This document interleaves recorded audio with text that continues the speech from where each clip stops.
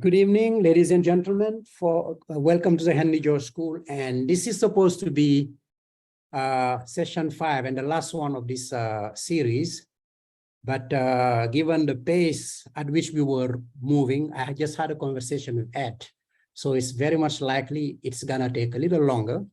So we will be having 2 more Wednesdays, and we will just take a little break because Ed is traveling. And then we will take it again. I believe it's going to be October the 5th. Is that correct, Ed? That's right, Ibrahima. Fantastic. So yeah. Without any details, so I'm going to let you step in, Ed, and we'll continue. Thank you. Yeah, thanks a lot. I hope you can stick with me at this. Covering this material has taken a lot more time than I thought it would, but it's important, and I really don't want to cut out much of the material that I've been covering, because I really want you to think about this seriously. I mean, the most important point of this whole course is, as far as I'm concerned, is that until there is systemic reform, the basic reform, meaning that we have to have a full public collection of rents from all the sources of rents that exist. And until and unless we do that, economic cycles will continue. And so, absent the systemic reforms that we need, what we're going to be faced with in every society is continued efforts to mitigate the problem. And so we're going to have, all sorts of public discussion about what needs to be done. In the United States and other countries, it's going to be, what can the banks do? What can government do? What sort of changes in law deals with monopoly privilege? And all of this is so complex.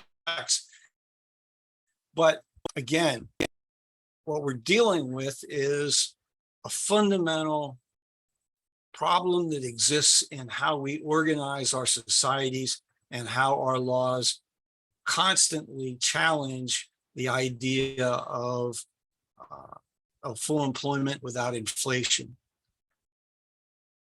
Just when it seemed that there was interest in the single tax idea, at the turn of the 20th century, so much intervened. So there was no real time for debates while the First World War came about. Everything that those activists who had followed in the footsteps of Henry George lost their momentum. And then after the First World War, there was no real interest in the debates because of the prosperous 1920s. And people were thinking about getting away from all that happened during the First World War. And so we had government really thinking about, well, we have to get out of the way of the economy and allow the markets to do what they do. When that didn't work, well, we had the Great Depression. And what happens during the Great Depression, of course, is that government now has to take over and try to resolve the problems of the Great Depression by all sorts of interventions in the economy. The problem is, during the Depression, that land values declined considerably across the United States and in other countries. And so consideration about moving to the public collection of land rent becomes basically, impractical. At least that's what the discussion is. We really can't raise enough revenue to solve the problem. So Roosevelt, the whole government at the time decides that we have to do other things during the Depression. We have to have not just taxation, increase taxes where that's possible, but a lot of addition of spending. We get into the Second World War, more spending, more debt, and ending up with ideas of what are we going to do after the Second World War? Well, by then it's Keynesian ideas that have taken over. And so all of the discussion about what those who support the single tax is really being backburnered, and it's not really getting any strong consideration. But there are some economists, of course, who are still supportive of Henry George's ideas. And those who agreed with George found themselves isolated within their discipline.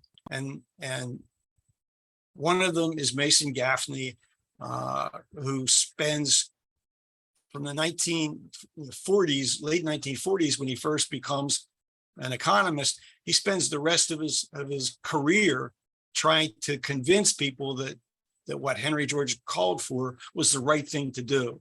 And in 1994, he wrote this book along with Fred Harrison titled The Corruption of Economics. And here's what he had to say. Last week, no one was energetic enough to be the reader, but I understood that at least one of our members of the course was going to step forward. So are you there, Joe? I'm here. Would you care to volunteer this week to be the reader? I will be volunteered. Much appreciated. So here's what Mason had to say. I'm working from my phone and I don't see it. Oh, you don't see it? No. Does anybody else see it? Yeah, it should be. Oh, here it is. Got it. Okay. Okay. Few people realize to what degree the founders of neoclassical economics changed the discipline for the express purpose of deflecting George and frustrating future students seeking to follow his arguments. The strategy was semantic, to destroy the very words in which he expressed himself. I mean, it's hard to imagine that there was, in effect, as Mason argues, a conspiracy to hide the truth of how the economy really works. And if you read this book, which is really an important book that anyone's interested in the history of neoclassical economics and why economists fail to understand and write about the problems that existed that cause economic cycles. It has a lot to do with this idea that those who benefited most used their financial ability to fund the creation of economics departments and make sure that the economists who were hired to teach neoclassical economics were fully convinced that Henry George was irrelevant and that they had to teach a whole new economics in order to make sure that Henry George's analysis was not going to find a large public to support it. By the 1930s, of course, the arguments for allowing an economy to cleanse itself of the excesses that brought on economic contractions were losing out to a general acceptance that government has a moral obligation to do what it can to lessen the depth and shorten the duration of a major depression. And this is what John Maynard Keynes basically came to. Government is and has to have a major role in order to keep the economy going. And Keynes looked into the future in 1926, even before the Depression, and wrote this.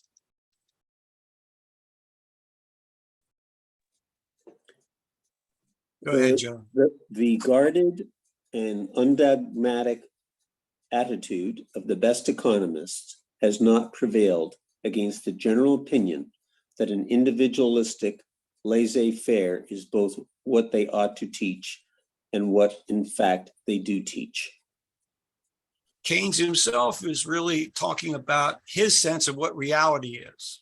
And he's convinced that his contemporaries are not really looking at reality. He continues, he goes, economists, like other scientists, have chosen the hypothesis from which they set out and which they offer to beginners, because it is the simplest and not because it is the nearest to the facts.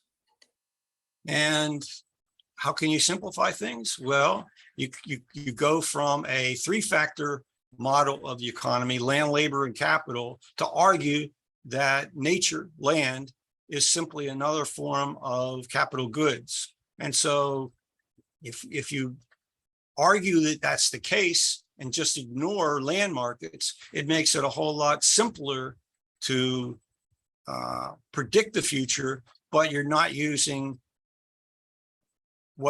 how the economy really works in order to come up with conclusions about what is going to happen based on certain public policies. And Keynes continues.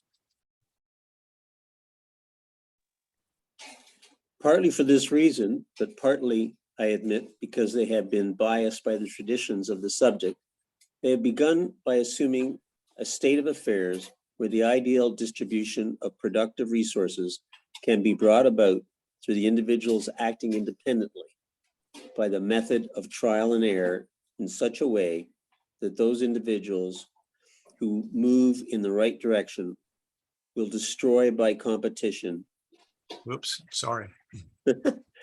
those who move in the wrong direction. And one more slide here. This implies that there must be no mercy or protection for those who embark their capital on their labor in the wrong direction. It is a method of bringing the most successful profit makers to the top by ruthless struggle for survival, which selects the most efficient by the bankruptcy of the less efficient. Yeah, so I mean, if the economists are arguing that the minimum amount of government intervention means that the economy will be governed by efficiency, and that those who produce wealth are going to exist into the future based on efficiency, then the question is, what about things that don't work? What should government do when there is inflation? What should government do when there's rising unemployment? What should government do when it is clear that there are enormous stresses on the economy? And even Keynes doesn't really fully understand that one of the great stresses in the economy are rising rents that are capitalized into rising land prices. And eventually that can bring down an economy, because at some point, land prices get so high that consumers can't qualify for a loan to purchase a residential property. Businesses can no longer afford to lease an office building or space in an office building, or buy an office building, et cetera, because the profit margins would be too low to pay those prices. And so when you stop consuming, then what are we going to have? We're going to have an economic crisis. And then government has to step in, says Keynes. Keynes eventually came to the observation that describes the extent to which attitudes were to change as the world's leaders came to grips with the prospect of global warfare. And he's pretty succinct. He just says this: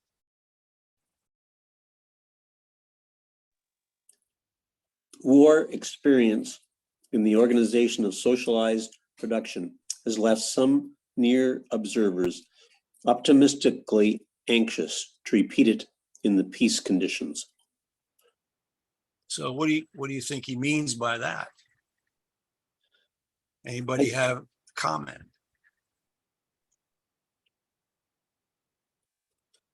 I have a hand up. Go, Joe. I think there's a recognition, and it's not just by Keynes or some economists, there's a recognition that the market doesn't always work. Competition isn't always possible. There are natural monopolies. There are universal utilities, et cetera. And I think you were at the presentation by Ronnie Phillips about the Chicago plan, where he, or at least he referred to the Chicago plan.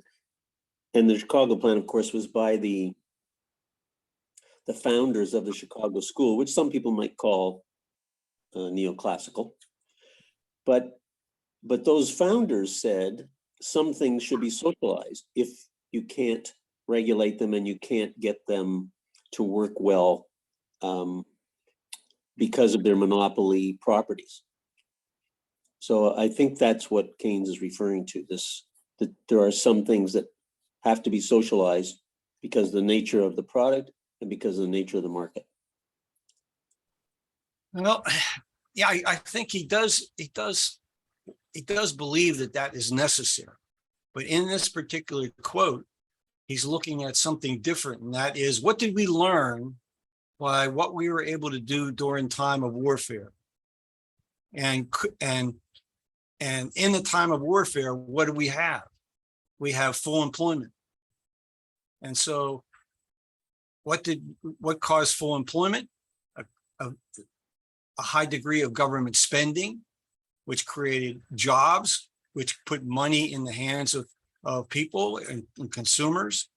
And so he's saying that we don't, during peacetime, when war is over, we need to do some other ways for government to stimulate the economy, but different from the production of war goods. Now we need to do it under peace conditions. Jim, I see your hand up. The comment that you have posted, Ed, recalls a comment made by a woman 42 years ago during one of Milton Friedman's programs entitled Free to Choose. She said, didn't the government do a phenomenal job of planning during World War II? And you can almost guess what Milton Friedman's response was. Yes, it does, when we have one objective, which was to win the war. But when we have 180 million other different objectives after the war is over, then the government does a very bad job of planning. Yeah, it's also true, I think, that during wartime, people are more willing to sacrifice than in peacetime. And so where do you find the right balance? How do you ask people to sacrifice to a certain degree in terms of the profits they would make even under monopoly conditions? So we have all the lobbyists, looking for protection from overseas competition. We have people looking for some advantage under existing law, where every time a piece of legislation is written, the lobbyists do their best to get some exception made under the new tax law. So that's a lot different than the attitude, generally speaking, during wartime, when there's a absolute need for a unified position taken on by all members of society and companies. So it's a fairly complex question of what could be done during peacetime to maintain an economy that has full employment without inflation. And despite what Keynes put on the table and Keynesian economists have tried, that's never been successful. And so we get into this dilemma of back again where, Keynesian analysis and Keynesian policy has never prevented the economy from going through inflation or even hyperinflation and entering into periods of high stress that result in a recession or worse. So should we go back to laissez-faire, go back to a minimum, a period when government was minimal, and the way to deal with the stress in the economy was to have a serious recession and allow prices to fall back and excesses to be cleansed simply by the recession itself. But when you think about the whole problem of government intervention, the military, growth that we have experienced in the United States, there really was no going back. Certainly, the price of laissez-faire in the 1930s wasn't merely economic, but it was political. And who knows what might have occurred in the United States if the Roosevelt administration had not responded as it did. There was interest in fascism. There was an interest in socialism. There was an interest in communism. And so Franklin Roosevelt and his advisors had to intervene in the economy for both economic and political reasons. There's little argument, I think, that beginning in the late 1930s, there was orders for armaments from Britain and France that reopened factories and brought idle workers back into the economy. The New Deal did not bring back the economy to its strength that would have led to something more like a recovery. Roosevelt and his advisors thought that they could curtail public spending to a degree in 1937, but the private sector in the economy wasn't strong enough to overcome its weakness, and the country went into another recession. And the end result was, well, thank goodness we had a demand for military goods coming from countries that stimulated the economy again. So once the war production infrastructure is established, there is little thought given to how much was enough. The U.S. military increased from about 345,000 to over 6 million by the end of the Second World War. In 1939, the U.S. had about 2,500 airplanes and 760 warships. By 1945, the number of airplanes increased to 80,000, and the number of warships increased to 2,500. So in hindsight, one could argue that some of these resources, even during the war years, could have been channeled to solve serious physical and social infrastructure problems. But here again, the government spending was largely devoted to the military. And so we ended the Second World War with a huge inventory of an excess of airplanes, of warships, of all sorts of military goods. And the next thing that had to happen was, how do we prevent a recession occurring after the war is closed and men and women start coming back from overseas, leaving the military? Are they going to have employment? Well, it's interesting to see what the attitude was of some of the leading spokespersons was even before the war started. And in May of 1940, Mariner Eccles, who was the chair of the Federal Reserve Board, addressed members of the Economic Club of New York on the continuing challenges of getting to full employment and what he thought was the proper role of the federal government. And here's what Mariner Eccles had to say. Again, remember, this is 1940. And he wrote,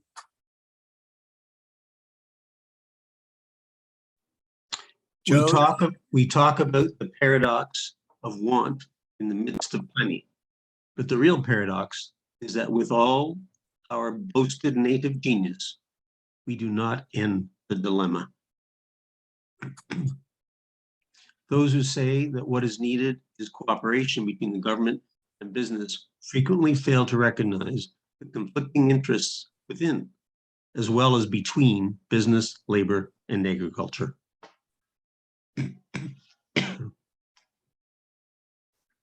How can government cooperate with industrial groups and high tariffs and agricultural or other groups dependent to a large extent upon the export market, who want tariffs lowered. And one more slide.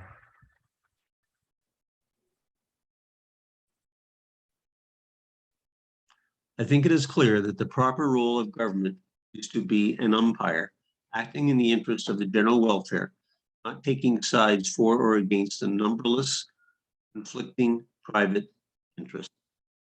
Yeah. So here's Mayor Eccles, trying to determine to what extent the federal government and the Federal Reserve should be involved in playing this role of umpire. And without a real good idea of the past determining what policies really worked. So, Eccles is now, it's 1940, the recession or the depression is not really solved yet.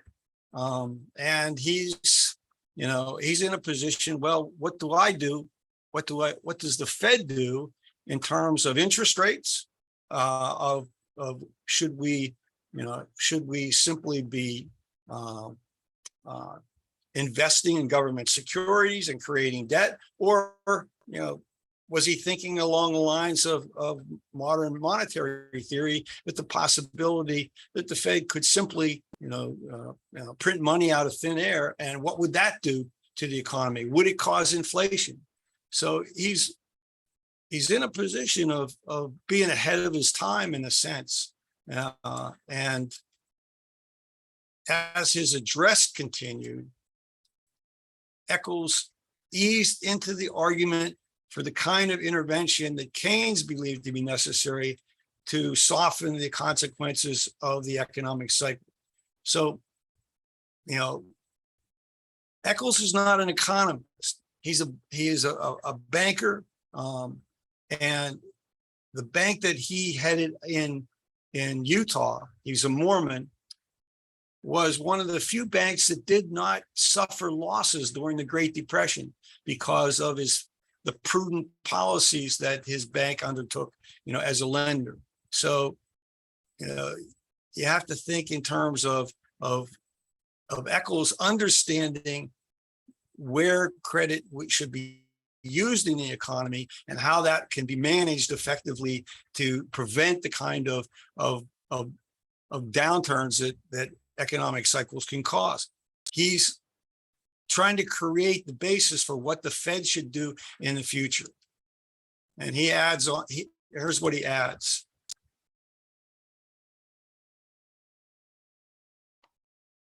The ideal of a free economy, which will automatically adjust itself, is an admirable textbook dream, but is not the real world in which we have to live.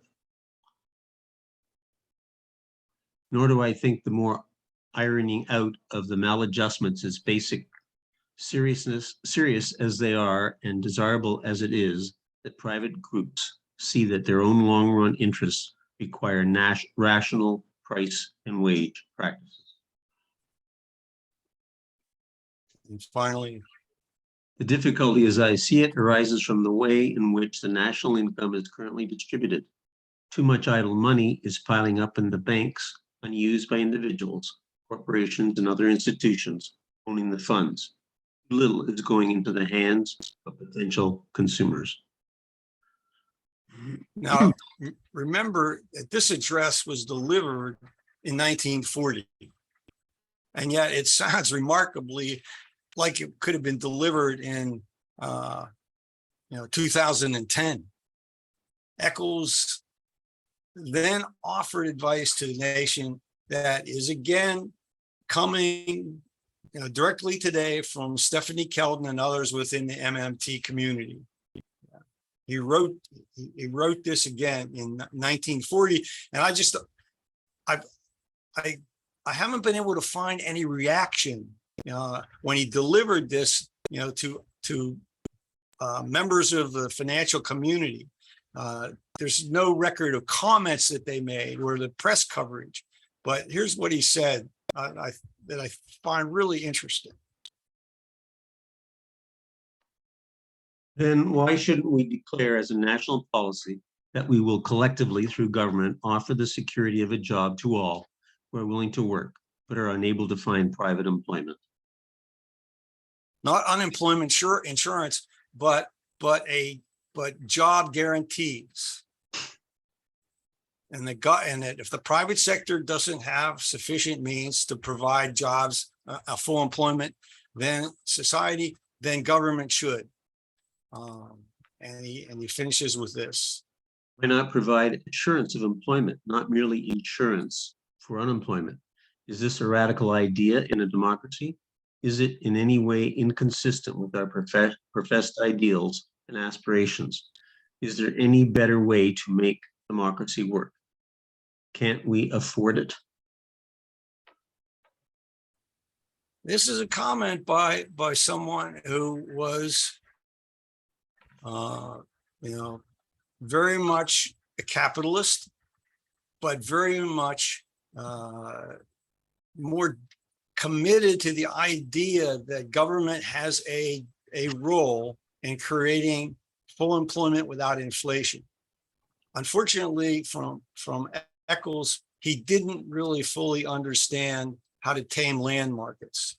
And that's something that if he had been more interested in, perhaps there might have been different policies adopted during the 1940s. I haven't found anything written in response to the views expressed here by Eccles. And I'm sure there were some responses, if only privately expressed. To many, what he proposed opened the door for a far greater expansion of federal intervention in the economy than the nation's haves would entertain then and today. Understanding that our economy had weaknesses, fundamental weaknesses, systemic weakness, but not really finding enough people that understood what those weaknesses were in order to solve them by changes in law, by elimination of monopolies, and by the public collection of rents. So by 1943, bear with me a second. I wanted to show this. Okay, so take a look at this map of the United States and the changes in population. By 1943, Americans were moving in search of a better life. Many new centers of manufacturing were opening to meet the demands of the military. Some thought had to be given to how the economy would adjust to the end of the war.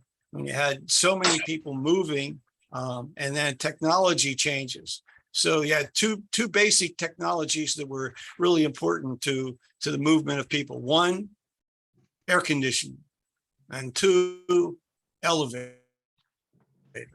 So you build high-rise buildings and you have elevators, and you have air conditioning for the ability to move out of the Northeast and industrial cities and relocate in the warmer climates of the United States. All of that is going to change what's happening to land values as well. It means that in cities in the North, after the Second World War, there's going to be a slow reduction in land values in many of the industrial cities and in places like Buffalo and Pittsburgh and Cleveland and others, while there's going to be a rapid increase in the land values in places like Los Angeles and San Francisco or Miami, or some of the other, southern cities, or I think about Phoenix or Dallas and Houston, et cetera, et cetera, et cetera.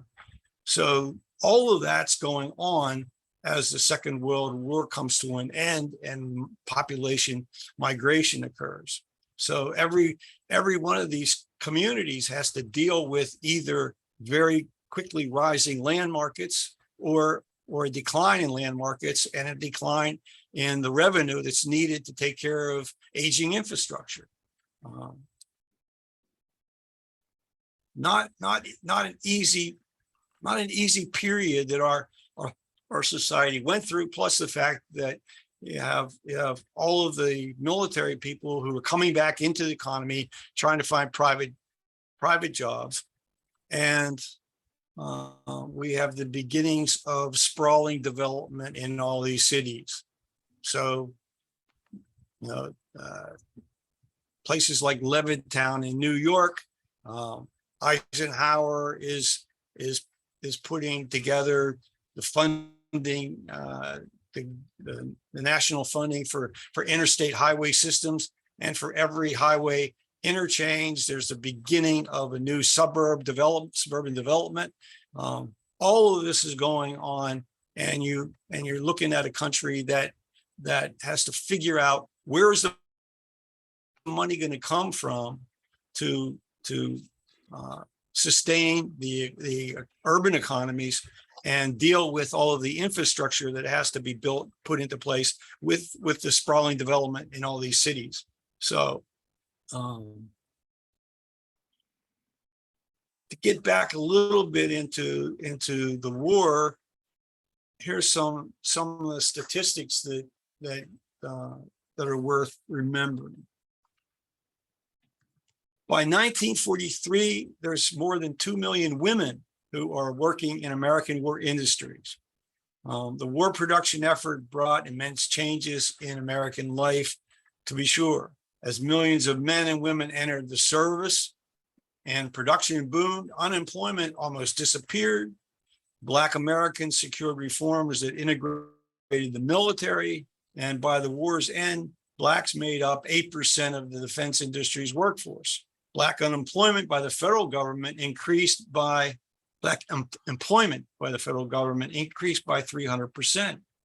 But then the war ends and soldiers come back, and we now have competition between whites and Blacks for that employment. And unfortunately, the employment opportunities for minorities declines in favor of the prejudice for whites. Throughout the war, economists came to have greater and greater influence over the legislation and over economic policy. So you have Mariner Eccles and economists like Alvin Hansen, who are really beginning to understand Keynesian demand management theory and embrace it after 1945, so that their idea is to fine-tune the economy for what would be hoped for as stable economic growth. But again, they're ignoring land markets. They're thinking in terms of whether or not to have a graduated income tax, that whether or not we ought to have a sales tax, various other measures, but none of the Keynesians are paying much attention, if at all, to what's happening in the residential or commercial land markets in terms of that part of tax policy. On the 25th of November, 1947, Eccles appears before the Joint Committee on the Economic Report in a special session of Congress to discuss how the Federal Reserve was responding to post-war inflationary pressures. And I just extract one brief comment he made that captures quite succinctly the general wisdom of the time. Eccles says this: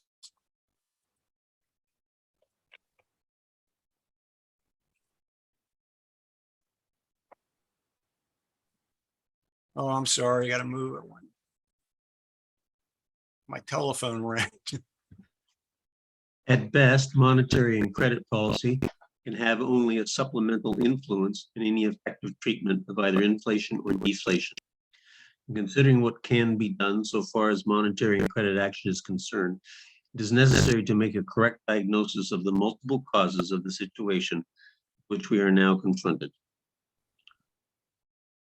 In his testimony, he notes that many people were, quote, being priced out of the market for housing, but does not connect this with rising land prices. However, he does call for new authority to restrict the expansion of bank credit. And he adds this on that particular challenge. Need for this authority would be less if Congress authorized the other anti-inflationary measures, such as restoration of consumer installment credit restrictions, and if stricter appraisals and less liberal credit terms were applied under the Veterans Administration, the FHA, and the home loan bank programs of housing finance. Yeah, I mean, this is what he's talking about in every economic cycle that we've gone through. The banking sector has had to make hard decisions about who to extend credit to and what the term should be. And as I mentioned, I think last week, I mean, my own experience, you know, when I was managing the mortgage loan department for a commercial bank and at Fannie Mae, our discussions were always, as the economy is becoming more stressed, how do we maintain market share? What do we need to do to maintain our transaction volume? And as volumes become more and more competitive, and you're meaning profit margins decline, you have to have a higher total volume in order to maintain profit, because you're getting less profit per transaction. So, you know, what he's talking about here is basically how should government regulate the banking sector? How should banks be protected from making bad decisions by exposing themselves to too much risk in that kind of competitive environment? And so I would say, had he had a better grasp of the dynamics of land markets, Eccles might have embraced the tightening of bank lending to prohibit any financial institution that accepts government-insured deposits from extending credit for the purchase of land or the acceptance of land value as collateral for borrowing. This would have protected the bankers from land market risk and the taxpayers from imprudent lending. More recently, this was what Mason Gaffney called for as we went through the last downturn in 2008. You know, Mason basically brought this up in his writing. And as far as I can tell, none of the regulators, none of the people with the Fed paid any attention to this idea. But what Mason wrote really made a lot of sense to me. If we would just pass some sort of restriction that said any bank that accepted any bank that made that accepted deposits that were insured by the government under the FDIC, if they were prohibited from extending credit for the purchase of financing of land or acceptance of land value as collateral for borrowing, that would remove a lot of the excessive risk that banks took on and that investors in mortgage loans took on. So that's one of the issues that I think has to be dealt with still if we're going to mitigate the downturn that's going to occur as the land markets come to their maximum stress as we get to 2026. And here's what he actually wrote. One might hope that banks and other financial institutions, intermediaries, would show restraint and prudence by refusing to lend against overvalued property during the period of rising land prices. That is not usually what happens. Bankers fuel the frenzy by overlending to land buyers and refinancers with inflated appraisals. Yeah, and for those of you who have never looked at a property appraisal, basically banks are supposed to order an appraisal that's done by a professional who goes out and finds comparable sales. So if you're buying a property, and you're looking for a loan, the appraiser goes out and looks for at least 6 properties that are in that same general neighborhood that have the same characteristics and comes up with an estimated value. And based on that estimated value, then the bank has to make a decision of, well, the value of this property is estimated to be a little bit less than what you're paying to buy for the property when you buy it. And so that might limit the amount of financing that you can get from the bank to 95% of the appraised value. So if the appraisals are done accurately, that's going to protect the bankers from the risk of loss in the event that there is a default down the road. The problem, unfortunately, is that a lot of times in the banking sector, appraisers don't do a very good job of coming up with an honest valuation, and they're under pressure to come up to the value. So if the sale price on a property is $400,000, they're under some pressure by the mortgage originator to come up to that value. And so maybe they'll choose as comparable sales properties that aren't really exactly comparable, but enable them to come up with a value that's above what they really should come up with. So there's an unfortunate amount of fraud and misrepresentation that exists in the real estate sector and in mortgage financing as well. And this leaves a lot of vulnerability when there is then an economic downturn. So Mason adds this. When the price of land eventually stops rising and buyers default, many financial intermediaries are criticized for being corrupt and/or mismanaged. Well, that may be true. Attributing the negative results solely to the bankers distracts us from the larger pattern that causes crises. Yeah.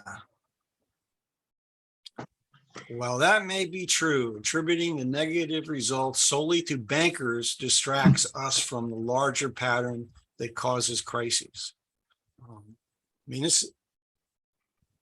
Our economies in the United States and other countries in particular have such a large dependency on what's happening in property markets, both commercial and residential.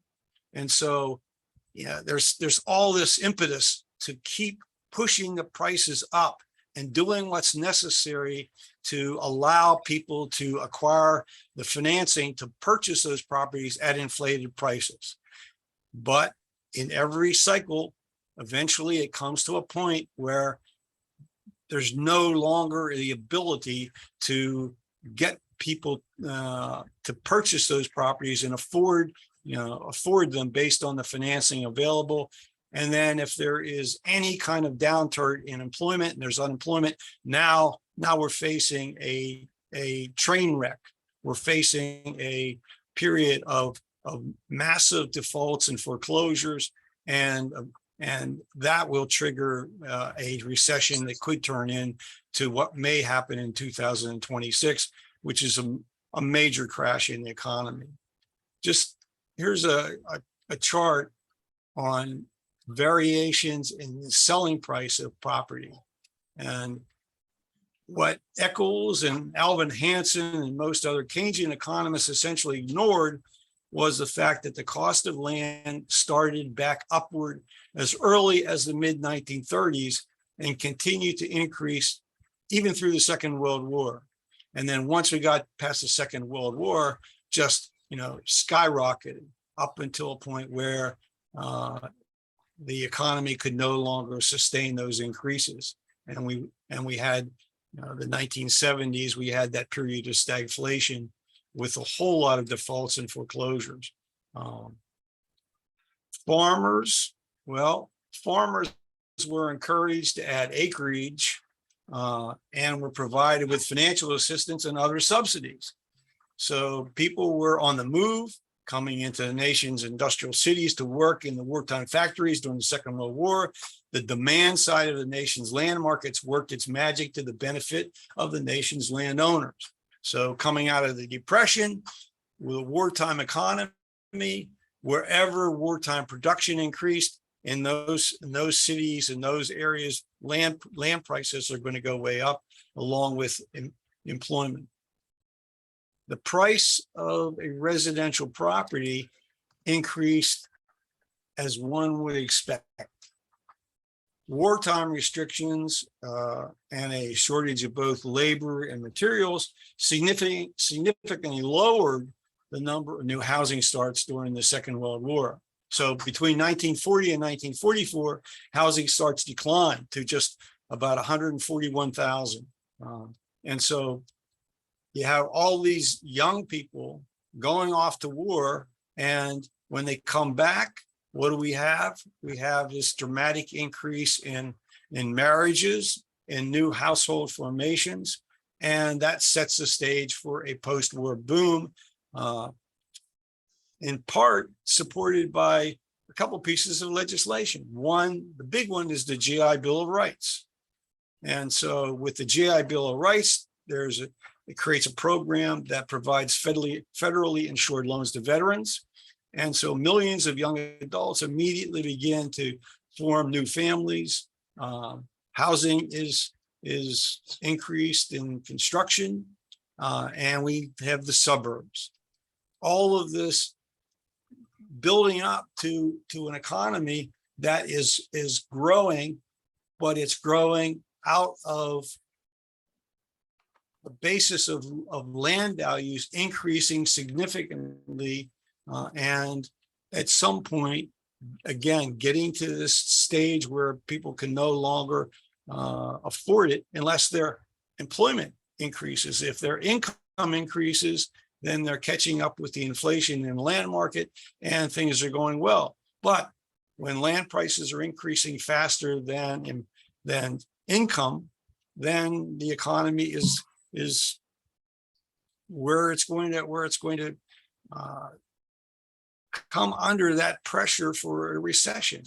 So it took a few years for the economy to get going after the Second World War, but during the decade ending in 1949, about 5 million new homes were constructed. The number doubled during the decade ending 1959.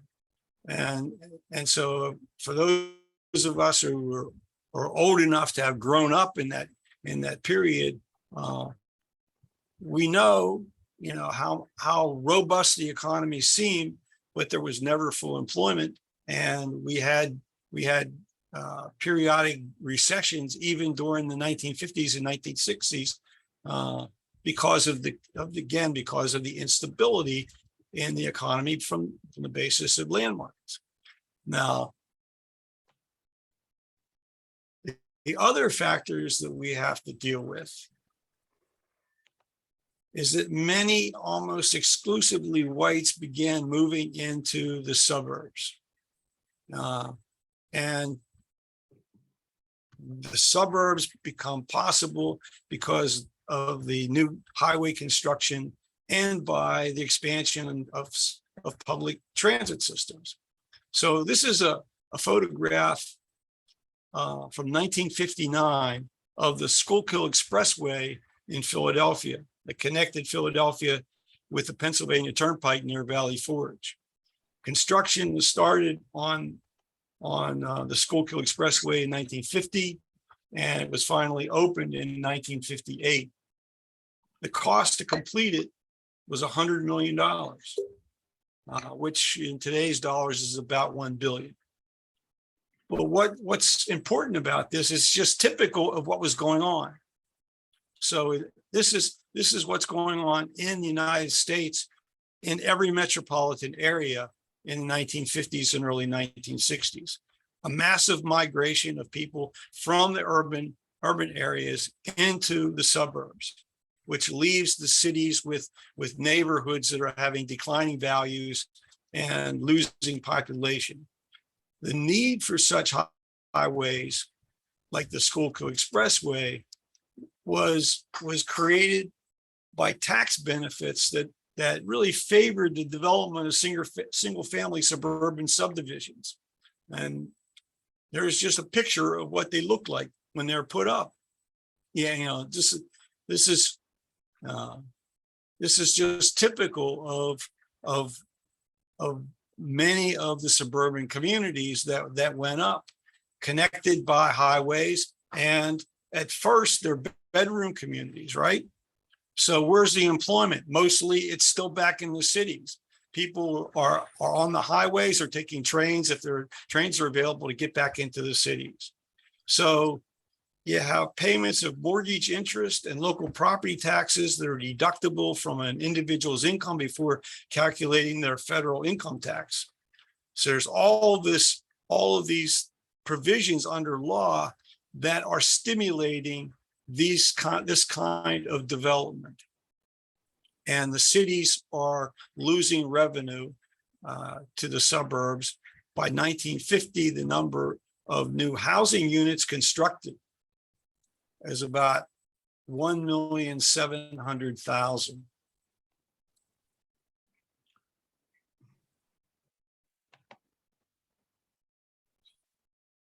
Let me stop here and see, you know, what if you're getting the message that I'm trying to put forward to you.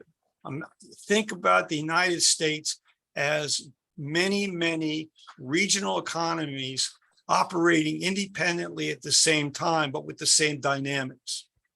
And so every 18 and a half years, there is an increase in the stresses on the national economy to the extent that there's going to be a crash in the land markets. Although when that crash occurs in New England, it might not occur at the exact same time in the Southwest or in Florida, because it's a national economy, but a national economy divided up into regional land markets and property markets. And as we go through the 50s and 60s and the 70s, slowly but surely, what the United States is forming is a uniform economy. So in the 1970s, the United States is going to start having a serious recession that is going to be consistent across the United States. And here we are now, after 2008.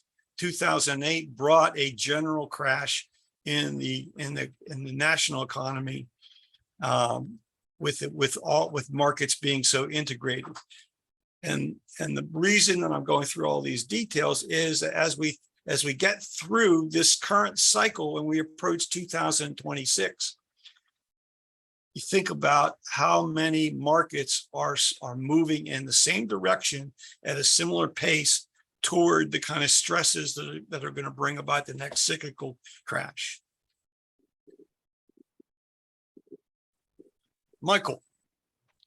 You know, from slide 183, you know, to where we are now, I found particularly interesting, actually, because it does tend to show that where value is directed, value in the community is directed. And I've got written down as a starter, value is directed to property and land. So one values the property. So you tolerate an increase in value for that thing. Now that could apply to anything, really. I mean, if you decide that, you know, watching football matches is more important than anything else, you'll tend to want to pay more price for your ticket, etc. You put that value into it, and that's a phenomenon that I find particularly useful. It's what we value is where our desires are. Where it's directed, and where there's an increase in the idea to get onto the property ladder, you'll sacrifice more or less anything to get onto that property ladder. And how you stem that by directing your attention to something else, that if you could do that, that would reduce the impetus for an increasing property value or anything else. Well, I mean, what I'm thinking about is in the United States, at least, beginning in the 1970s, there's a recognition that the lending policies of our financial institutions were discriminating against minorities. And so there's the beginning of a commitment to try to create a level playing field so that minorities, non-whites, and other low-income groups have a better access to financing so that they have the potential to get into home ownership. And there are different types of programs that were put into play to do that. Now, it benefited lower income households. It benefited minority households, but in the aggregate, what does it do? It means that unless there is a equivalent increase in new construction, it means that the price of existing properties is going to climb. And so it's almost a self-defeating, market dynamic. And what you're talking about is, people making choices. So we must what's the most important asset to have as an adult, and what is it that you need? If you're commuting to work, you may need an automobile, or you may have access to public transportation.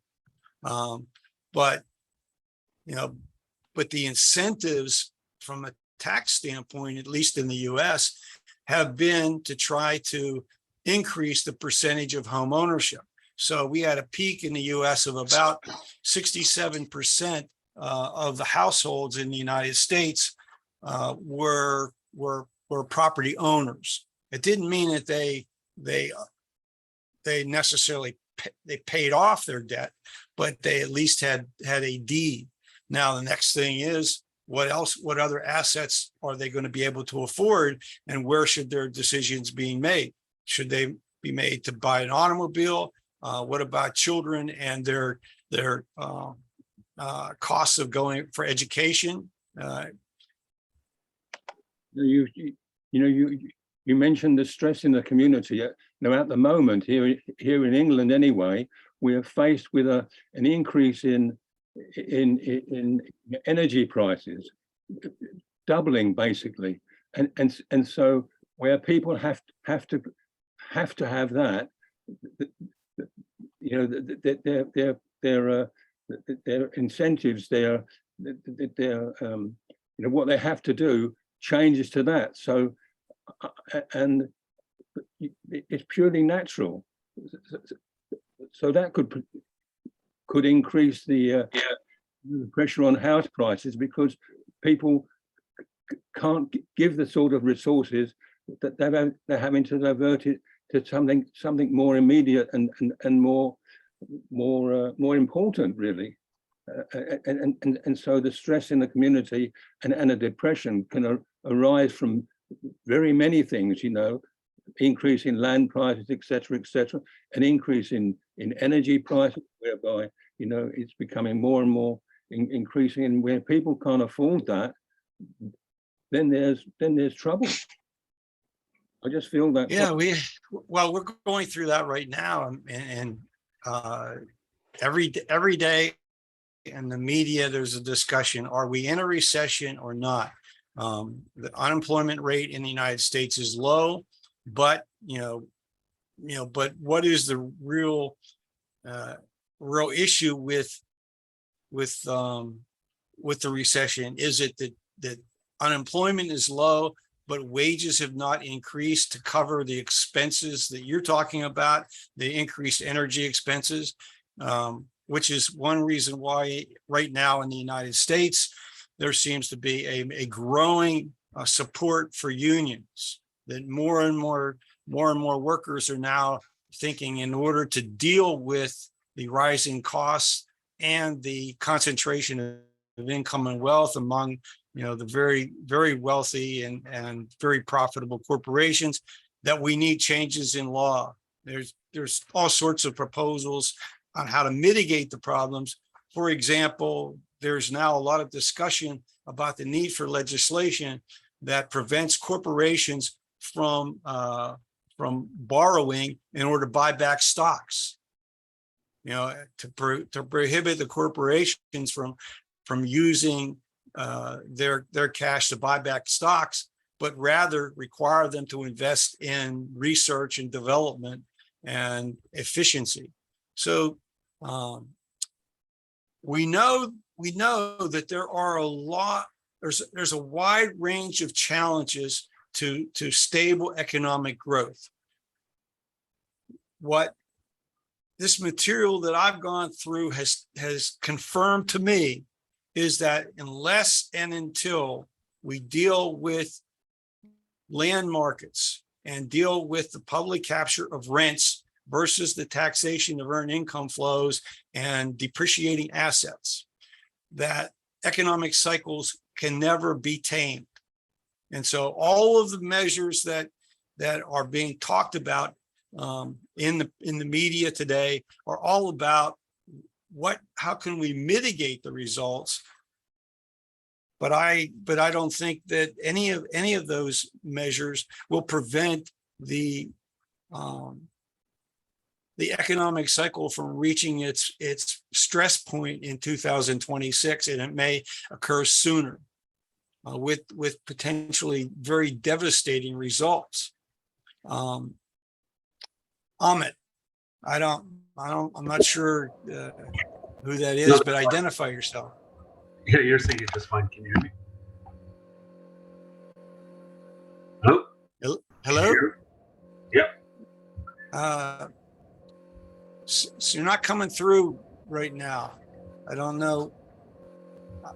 I hear a little bit of echo, but nothing from your microphone. Can you hear me now? Yeah. Okay. Beautiful. So with respect to the 2026 financial economic crisis piece, do we have a rough understanding as to how this correlates to different markets outside the US? Let's just say, for the sake of argument, Canada. How it correlates to different markets outside of the US? For example, like the Canadian market. Well, maybe Joe Bolito has an answer for you in Canada.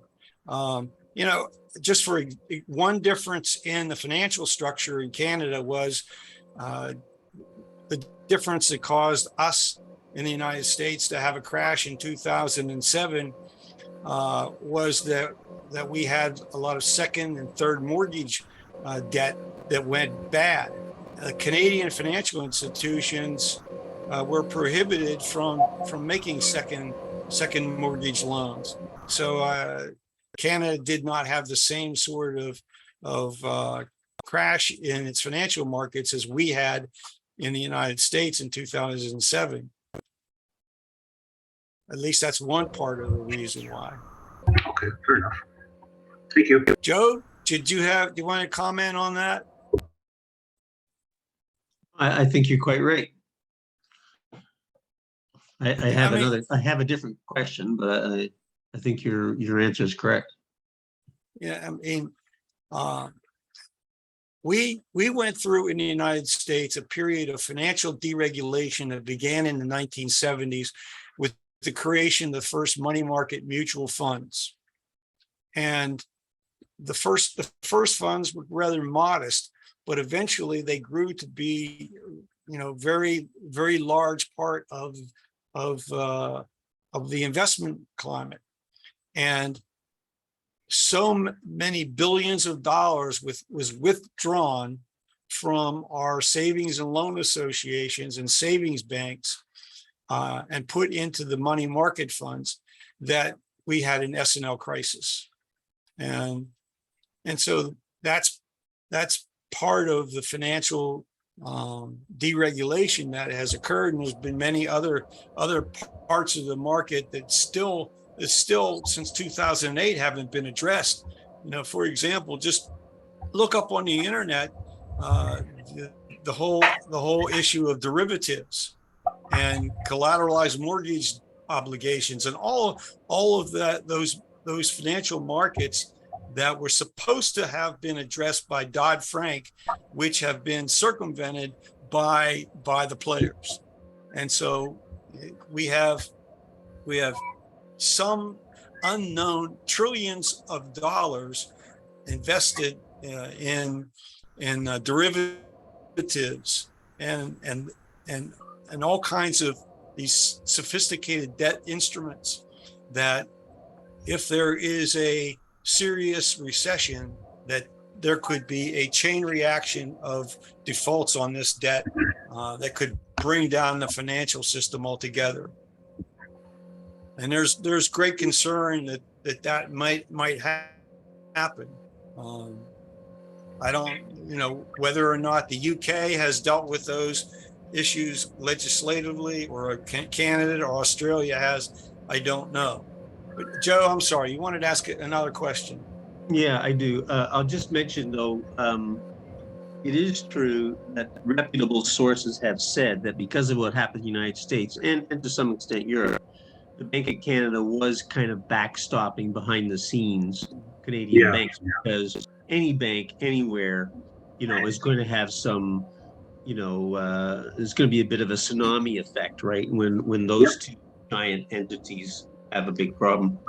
Yeah, my question was, or just maybe an observation. You've obviously made a good case for the need for Georgian tax measures, various kinds, and you've made a good case for the risk increasing, and you see it culminating in 2026. But how would you respond to the fact that people say, well, the central banks have become better at it? They did stop a depression in 2008. They did stop a COVID depression, or at least a financial crisis that would have led to a depression through COVID. And that they've learned a lot. They responded faster with COVID crisis. So we shouldn't be surprised if the central banks become even more progressive and respond even better if we run into another debt crisis as you've described. How would you respond to that, optimistic scenario? My response is, I hope you're right. I hope that they have learned. I hope that they have learned lessons from the past, last real crisis. But remember this: that the bailout that occurred after 2008 in the United States was directed toward the financial institutions, and the politics now is very much against that occurring again. And that if there's another crisis and the next bailout, the political pressure is to put that money in the hands of consumers and put that money in the hands of people who need it most, rather than bail out the corporations again.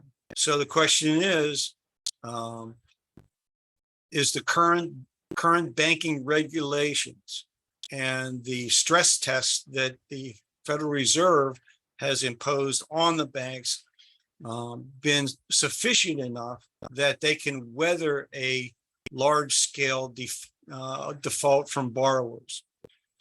So I haven't really found any analysis yet that suggests that the major banking entities have sufficient reserves that they can weather a large-scale process of default and foreclosure, or simply default of business loans. Well, I hope so. I would say I hope that what the Federal Reserve has done and how they've regulated under Dodd-Frank is strong enough. But again, this over-the-counter market for derivatives globally is so huge that the potential for that to go wrong and bring down the economy, when combined with the stress imposed by the underlying land markets and an increase in land prices, I'm not optimistic that the next crisis can be mitigated.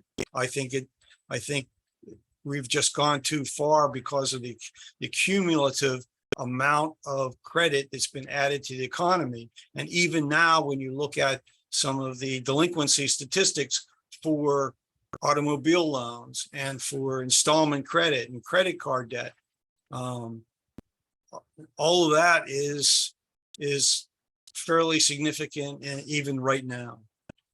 Charlie. Yeah, hi, how are you?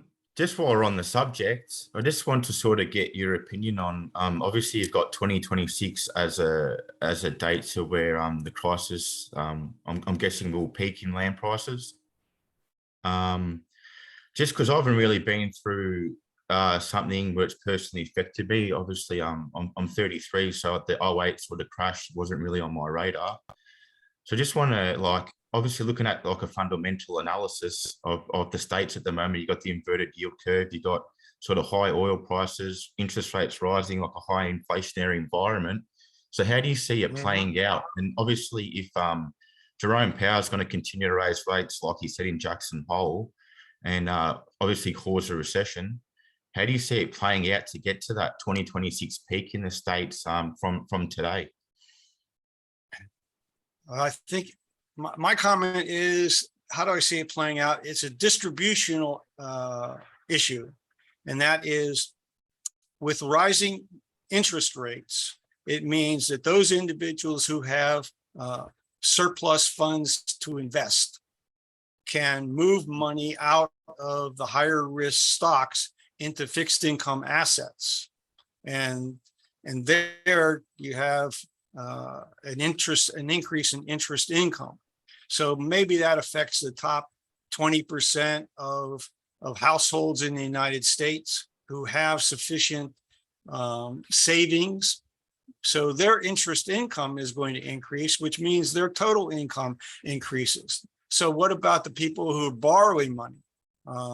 Anyone who needs to refinance is going to incur a higher debt service. And so unless their income has increased, they may not be able to do so. So I think that it's going to, what we're going through right now is adversely affecting those who are in debt and positively affecting those who have sufficient cash to invest. So Okay, it means what it means to me is an increase in concentration of income in the top maybe 20% of the economy.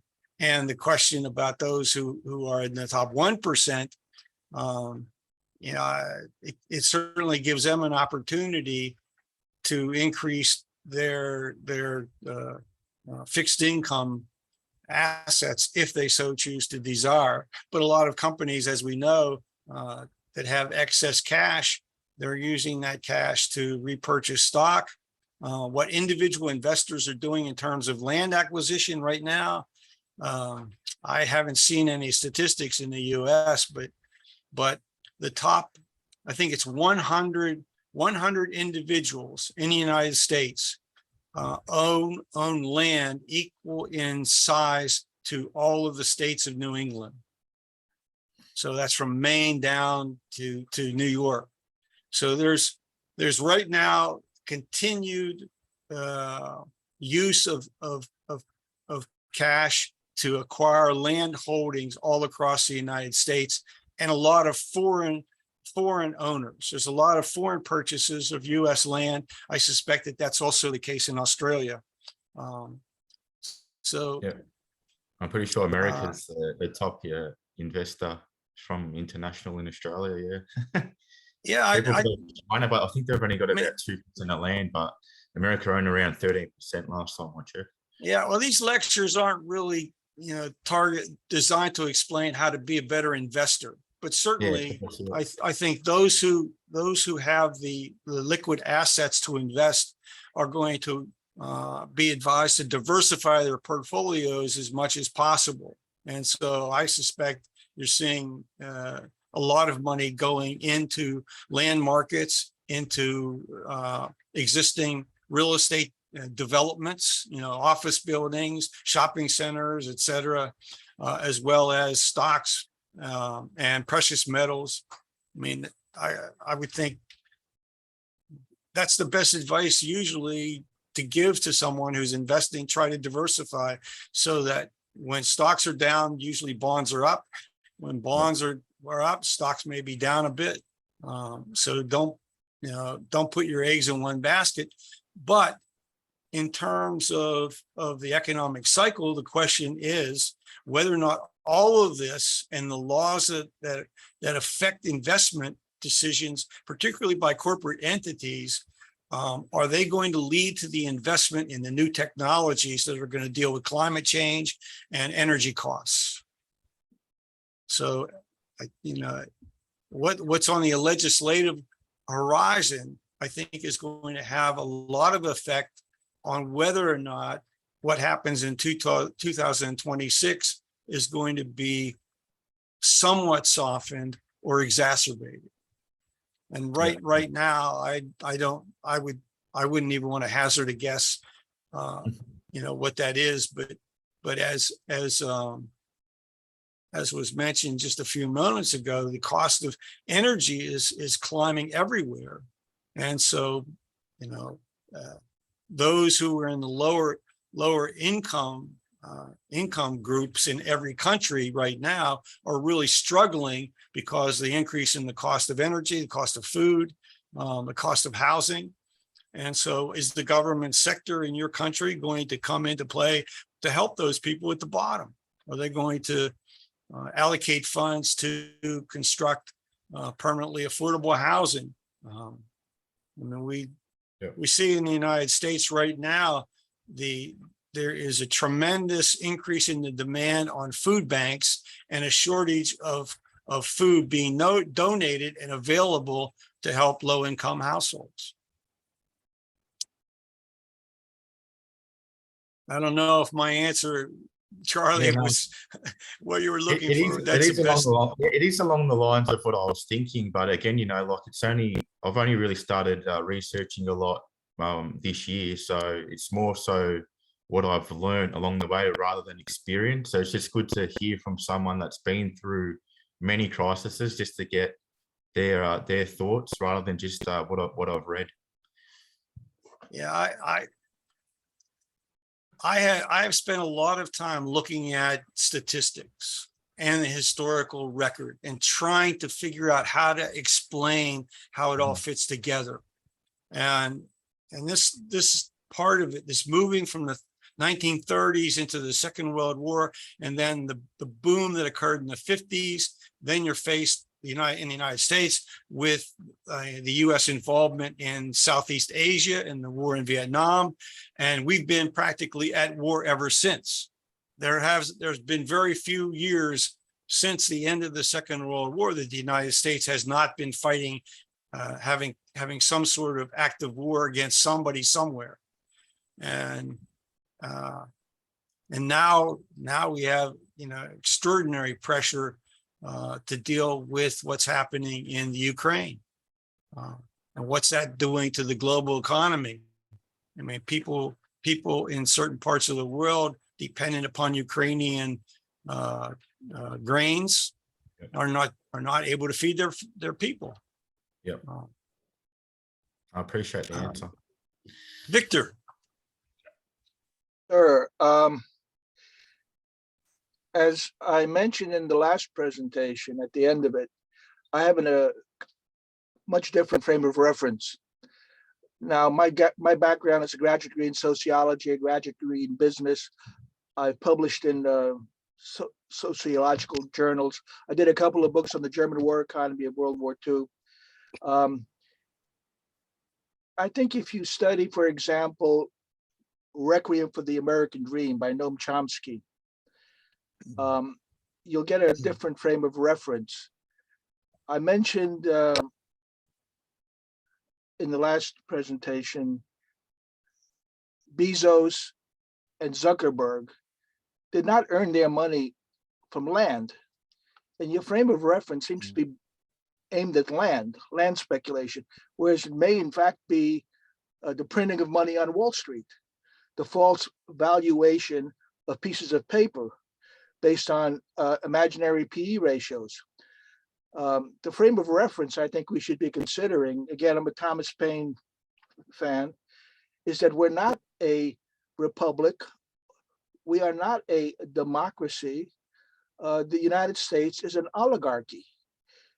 If you read Piketty's book, for example, he says we're almost no less an oligarchy than the Soviet Union was, or now the Russian Republic was. So can you address the issue from the frame of reference of, for example, Noam Chomsky, who did a book, he didn't do it, but it was done on his behalf, and then he produced a whole film, the American Requiem for an American Dream, which, by the way, you can watch the whole thing for free on YouTube. And in terms of what Piketty said, that we're an oligarchy. Or are you assuming we're a democracy or a republic? Well, I'm not, my own feeling is that we have never had a true democracy, but we have been a republic if the definition of a republic is a society governed by laws. But our laws have always favored monopoly, privilege, and rent seeking. And so that aspect of our law has created this steady flow of income redistributed from producers to non-producers. And that in particular, since the early 1970s, with the deregulation of the financial sector, the pace of that redistribution of income to non-producers and those who benefit by their ability to claim wealth that's produced by other people. For example, okay, Bezos, I'm not saying that he certainly earned some of what his company has taken in his revenue. The question is whether or not he has benefited by laws that have made it possible for him to earn or receive above market profits that would have possibly been lower without those laws in place. But Bezos has to have a physical location for his warehouses. Okay, so anyone who deals in goods or even services has to have some physical location out of which to operate. And the question is whether or not they are compensating the community appropriately based on the value of that location, or are they being subsidized by having to pay a much lower, quote, ground rent, as Paine would, the term Paine would use, ground rent to the community than they should. And my analysis, based on what economists who align themselves with Henry George's analysis, is that the aggregate effect of all of these subsidies across the country and in other countries means that a lot of the income that's being derived by the very wealthy individuals is from rent seeking rather than production of goods and services. But I can't make a judgment about Amazon.com, but think of Apple, for example, or Dell or Microsoft. The question has always been whether or not the patents that they acquired have enabled them to operate without the level of competition that they might have experienced if they hadn't enjoyed the patent rights that they've enjoyed. And there's been a lot of discussion among economists about what kind of duration a patent should have. You think about it this way: when any group of people is working on some new technology or some new innovation, it's almost certain that many others are working on it at the same time. And so the group that gets it to a point where they can apply for a patent might get the patent a day or a week before others would have gotten it. But they all basically have gone along the same path of discovery. Why should one company benefit for a long period of time because they came to that discovery that was patentable just barely ahead of everyone else? And so eventually patents do run out and you have competition. But how long should the patent remain? Should be in place for as long as it takes for the company to recover the cost of R&D and development plus some reasonable profit. I think, Victor, it's all pretty complicated, but is it an oligarchy? Well, yeah, it's darn close. There is some democracy left in our society, but have we ever reached the promise of the democracy that the framers and the founding fathers had hoped for? Although they didn't believe in democracy either. Back then, they were afraid of democracy. But the famous statement by Benjamin Franklin was, "Well, it's a republic if we can keep it." And maybe that's what, if I had a great fear, that's the fear I have, that we're in danger of actually losing the idea that we're a republic. Well, we're not going to solve it today, but let me suggest to you that after World War II, again, having done 2 books on the German war economy, after World War II, we created the national security state in 1947-48. And as you pointed out, we've had repeated wars without a declaration of wars. And now we have like 800 bases overseas. So, Yeah. I've talked alongside the Henry George group at the Left Forum. So I understand where Henry George is coming from. But what my point is that an analysis based on land value going back 200 years to Thomas Paine and Henry George is no longer applicable. In a situation where Zuckerberg and Bezos in a year have 4 times the money of the operating budget of the Social Security Administration, and their money is not coming from land, it's coming from speculation, mainly on the stock market, people printing money on the stock market using imaginary valuation. So Thomas Paine, I think, pointed out that well, I don't want to change the direction of the discussion, but I think the solution is in terms of eliminating the oligarchy. Corporations had no right to begin. They have no right to continue. States have no rights. Only people have rights. So it's a matter, I think, of restoring democracy and a republic. So the simple solution. Check out Noam Chomsky. Yeah, Victor, I concur with you that we need to as I get through these lectures towards the end, I mean, as Ibrahim, mentioned, I'm going to be going away for a couple of weeks and coming back after a trip to Germany, and we'll finish. In the latter part of these lectures, what I want to get into is a discussion of the many reforms, political as well as economics, that are still needed, even if we collect rents as a primary source of public revenue. I agree with you that that's not going to act as a silver bullet, that there are any number of other reforms that are needed in order to secure and protect what's left of the democracy and our republic, and eliminate the adverse impact of the oligarchy and monopoly privilege that exists in our society. So in my view, there's a long list of things that have to be done.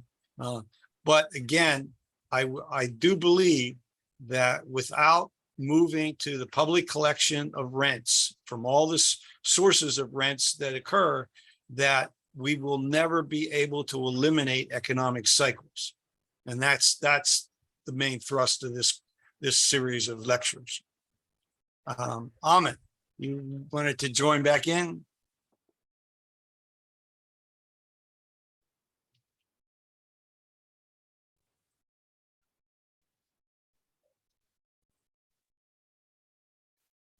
Well, I guess he's not got his microphone on, but anyway, it's 5 minutes after 8. I don't want to keep you all too much longer. If there's any final comments or thoughts you'd like to share, that would be great. If not, I'll make a closing statement and let you all get on with your night or morning if you're in Australia. I would just say that economic rent is unearned income, and I think Victor is referring to that. There are many manifestations of unearned income. Yeah, absolutely. I agree with you, Joe. And Adam Smith made the cogent argument that government must act as the umpire to establish rules of the game, so that there is what he called a fair field with no favors. But we do not have such a systemic structure. We have so many favors being handed out to so many different participants in the system, and with how we fund our political campaigns in the United States, the potential to get just legislation out of our legislators is, I think, really difficult.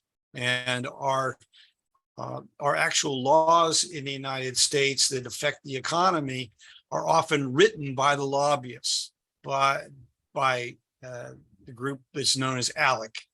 That it's the lobbyists who draw up the legislation and then take it to a congressman who they know to be sympathetic, and then try to build support for it and get it passed.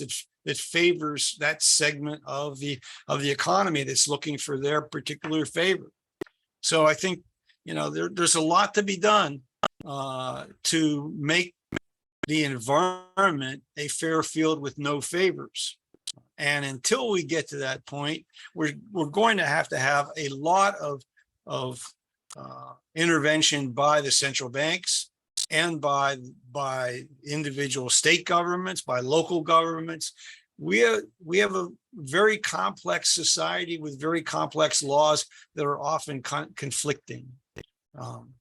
Someone else has their hand up, but no name. iPad, who's operating? Sorry, it's Scott here. Yeah, I'm in Australia, and there's a short book called The Game of Mates, right? Yeah. By Cameron Murray.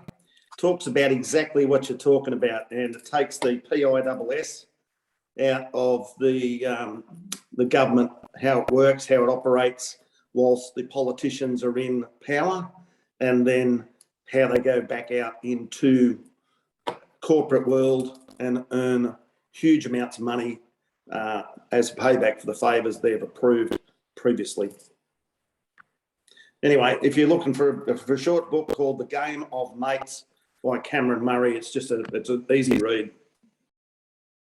I have a copy of that book. It was given to me as a gift when I was in Melbourne a couple of years ago and spoke to a group at Prosper Australia. So I'll have to dig it out and finally give it a read. Yeah, it's fun, and it's educational, but it's tongue in cheek, but it's pretty close to the mark. Another book that I remember reading some time ago is A Philosopher's Take on Economics. I met the chap as a PhD in Melbourne. His name's John. I'll have to look up his surname, and it's spot on what you're talking about too. A Philosopher's Take on Economics. Anyway, that's my share for the day. Thank you. Well, I'll leave you all tonight with this one thought. It comes from my wife, and she said, geez, I'd like to think of a country we could move to that hasn't got all these problems. And I haven't found one yet, but often we're pointed to, Denmark or Norway or Sweden, maybe Switzerland, as societies that seem to have found the more cooperative way to organize themselves. But I think those countries have their own sets of issues to deal with as well. Well, next week we'll pick it up from here. There's still a lot more to cover in terms of the details of what's happened since the Second World War, and hopefully there are lessons in there to be learned to help us think how we can get out of this process and deal with the oligarchy that Victor believes that we have now firmly entered. So thank you all for staying with me, and I look forward to continuing this discussion next Wednesday. Thank you. Have a good day. Cheers. Cheers. Thanks so much, Ed. Joe, thank you for your help being my reader. Much The check. appreciated. My bill is in the mail. Okay. Take care now. Bye-bye. Bye now.